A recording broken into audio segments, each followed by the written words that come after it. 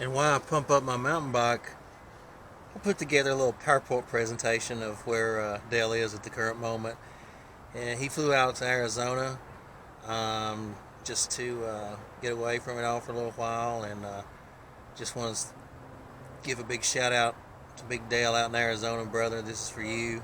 Um, and appreciate everything you do. And let's go out to the field. Push it to the limit. Walk along the razor's edge. Don't look down, just keep your head or you're finished. Open up the limit. Past the point of no return. Reach the top, but still you gotta learn how to keep it.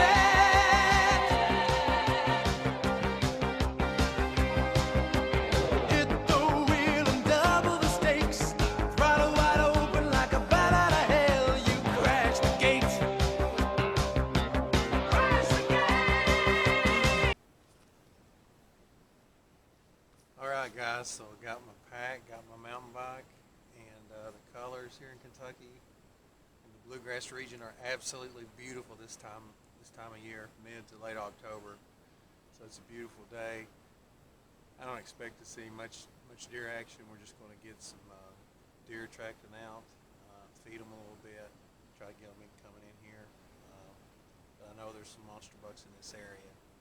Be sure you guys smash the like and subscribe button on Make Do. Leave a comment, question, suggestion. Appreciate it.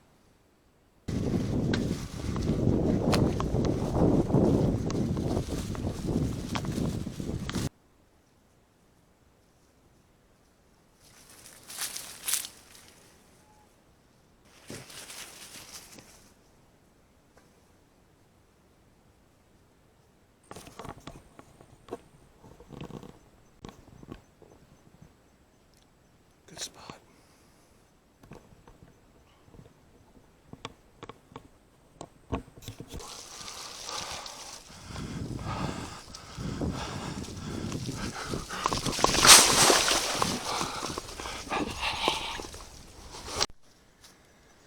Cabela's bag broke, come across the creek, so had to make do with what I had. Took the bag, busted bag, tied this back up. We're gonna go down here in the creek and see if we can find the salt block. Didn't find it on this trail. It's probably back here in the creek, so let's hike back a little. Water's a little murky right now. I'm afraid to dig. I'll just give it a minute. Try to let it clear up. Hopefully we'll be able to see the salt block. I'll track back here and see if it's here. I think it came off when I had to come to the creek. Creek's kind of deep, so wasn't expecting that.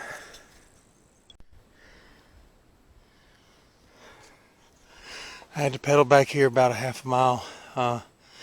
Looked in the creek, it went in the creek. I was like, wow, where could it be? I thought it fell out, when the bag busted and the syrup fell. No, it was a half mile back on the trail. And my bike just fell. And we call that an epic fail.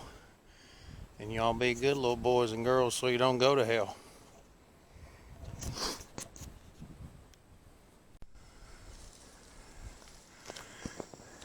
Dale looked at the map and said that the Scott County judge actually had these signs put up out here because when he looked at the map and looked at the boundaries, we got another 2 miles of property back there. Probably got mud in my teeth.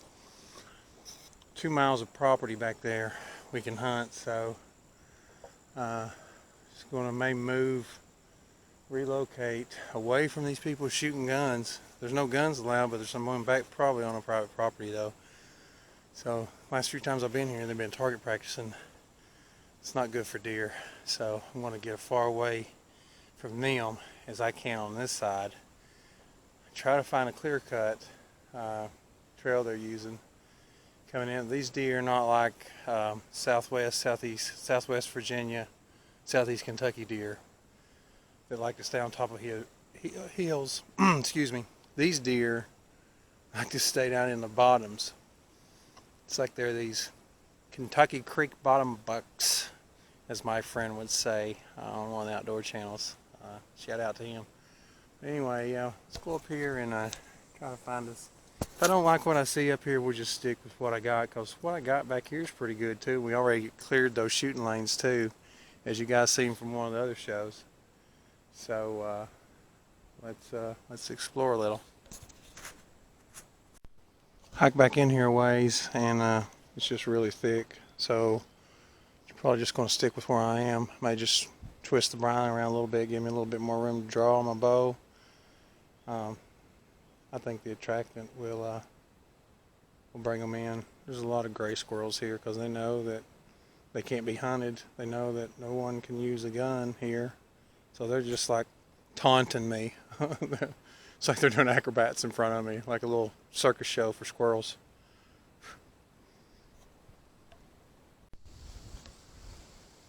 I have to take my urine dripper down, and we'll just stock it with more urine just to kind of mask my scent, because biking back through here, first of all, you got to be in really good shape. So I just want to thank all the girls and guys at YMCA out there for getting me back in shape.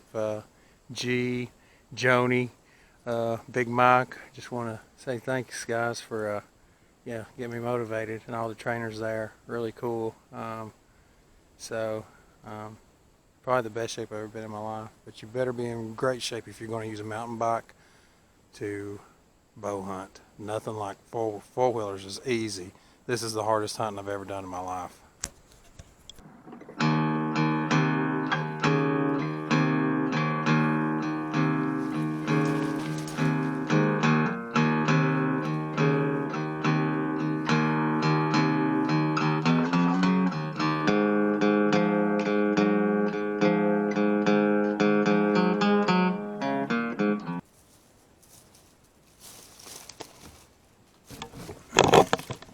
I know it seems like a lot of work, but if you're willing to put in the work, trust me, it does pay off big, huge dividends.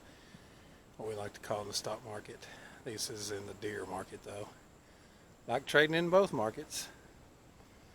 I like the deer market a little bit better, though. Others are good for retirement.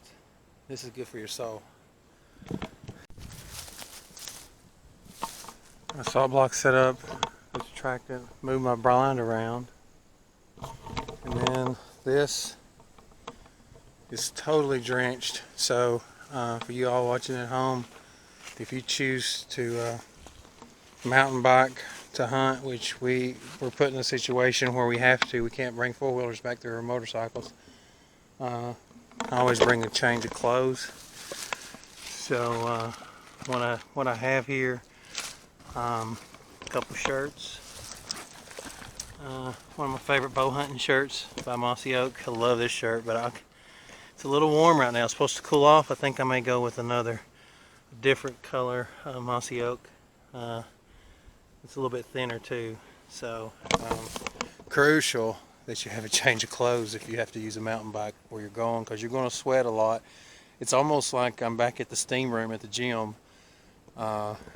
And I come out of there drenched. The same way, after biking back through here, doing all this work, I'm drenched. So, got a change of clothes in the bag. That's crucial because it's going to get colder tonight. And in Kentucky, the weather can change at the drop of a hat. One minute it may be like 70, like right now. The next, it could be like 40, which is supposed to start dropping in the evening. So, if you don't have a change of clothes and your clothes is wet, you run the risk of getting very, very sick.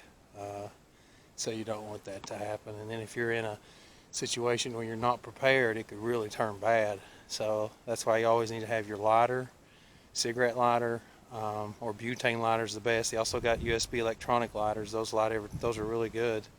They're waterproof too.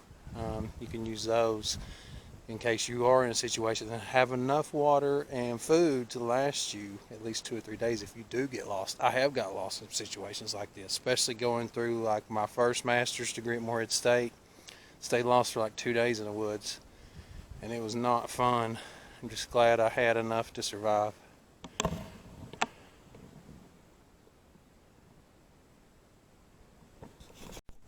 Got a little reading material. Updated version of Bowhunter magazine. So figured the action may be slow right now. It's a little warm, so we'll read a little bit. Okay, just got nestled in here.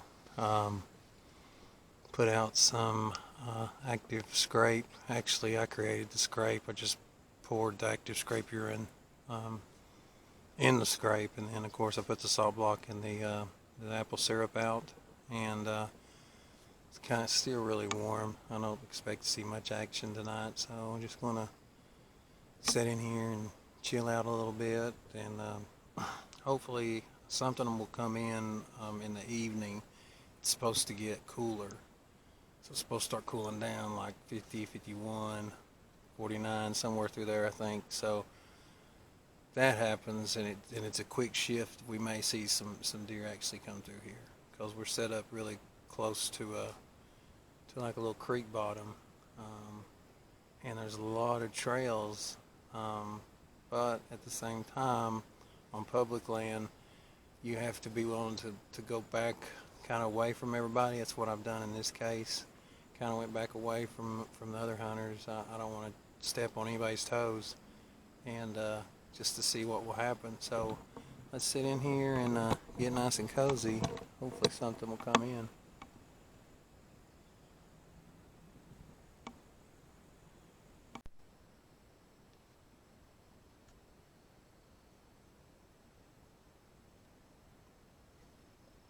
That's when you know you're out in the middle of nowhere. When the iPhone 11 iMax Pro don't even know where you are.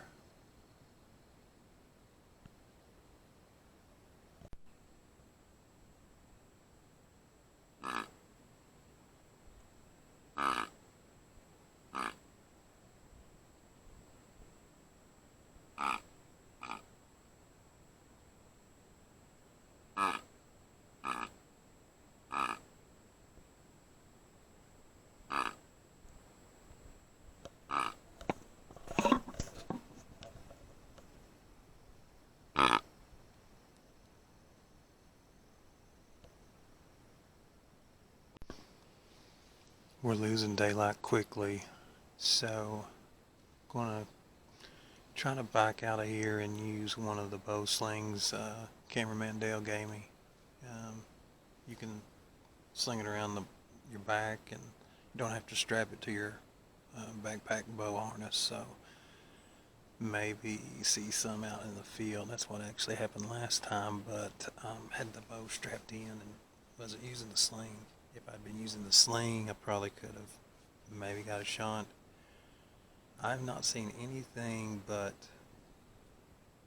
3 people on horseback, 2 hunters, 3 squirrels, heard 1 monstrous owl, and a partridge in a pear tree. Coyotes are starting to howl, so I'm going to get down off the hill. The Scott County Judge Executive did give me permission to bring my Glock, since I am a registered firearm owner and I have my concealed carry. He said only use it if I feel threatened by the coyotes and or bear.